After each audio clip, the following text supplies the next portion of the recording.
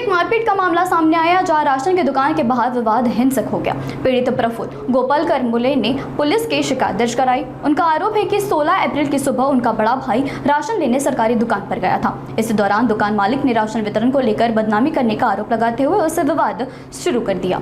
बताया जा रहा है कि विवाद इतना बढ़ गया कि दुकान मालिक ने गाली गलौज करते हुए मारपीट शुरू कर दी। भाई का फोन आने पर जब प्रफुल्ल मौके पर पहुंचे और बीच बचाव करने की कोशिश की तो उनके साथ भी बदसलूकी की गई। आरोप है कि दुकान मालिक ने प्रफुल्ल के साथ हाथापाई की और उनके माथे पर मुक्का मार जिससे वे घायल हो गए। इस दौरान दुकान मालिक ने एक साथी ने भी उस प्रफुल्ल को पकड़कर धमकाया और गाली गलौज की।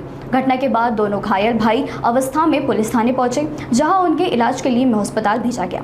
इलाके के बाद पुलिस ने उसकी शिकायत दर्ज की। फिलहाल पुलिस ने आरोपी दुकान मालिक और उसके साथी के खिलाफ मामला दर्ज कर जांच शुरू कर दी है। प्रफुल्ल विजू गोपालपुरे, मी राहतो कडमण्याला गोविंद किराणा स्टोरकडे। तो माझा भाऊ गेला होता 4 दिवस अगोदर जात होता कंट्रोल घ्यायला। तर माझा भाऊला त्या एक व्हिडिओ अपलोड केली इंस्टाग्रामवरती, तो ब्लॉगर आहे, त्याने एक व्हिडिओ अपलोड केलेली होती।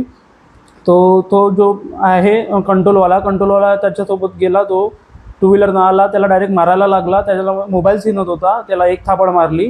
त्याला बोलायला लागलं का व्हिडिओ डिलीट कर। माझा भाऊ म्हटलं का मी व्हिडिओ डिलीट नाही करत। मग त्याच्यानंतर माझ्या भावाचा कॉल आला मला की मला मारलं आहे। जसं की 8:20 माझा भावाचा कॉल आला। 8:15 मी ओला उबरवरती राईड उचलली होती ओलावरती। जस्ट मी निघालो होतो, तो माझा क्लायंट उभा होता प्रतिभा लॉनकडे। मी जस्ट पोहोचलो, मी म्हटलं तिथं भीड दिसली तर मी एकदा बघून घेते। तर बघितलं तर माझा भावाचाच झगडा होता तो। तर मग मी मधात गेला, तो मला आईची शिवे द्यायला लागला।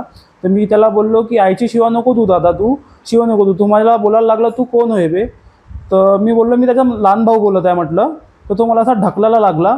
तर मग ढकलला त्यांनी, तर मग त्यांनी मला मारलं। मग मीनं पण त्याला मारलं। मग त्याच्यानंतर काय झालं, त्याच्याकडला एक मुलगा आला त्याच्यापाशी काम करणारा वर्कर, त्यांनी मला असा ब्लॉक केला, दोघंही हात माझे ब्लॉक केले आणि त्यांना मला मारला ठुसा इकडे। मग माझं पुरं ब्लड निघायला लागला। मग त्याच्यानंतर आम्ही ठाण्यात गेलोय। मग आमचं काल मेडिकल वगैरे झालेलं आहे।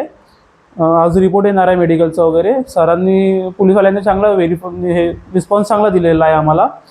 प्लस की आम्हाला न्याय मिळाला पाहिजे। आता आम्ही अन्यायासाठी आवाज उचलला आहे, तर आम्हाला थोडा न्याय मिळाला पाहिजे, आमची हेच मागणी आहे।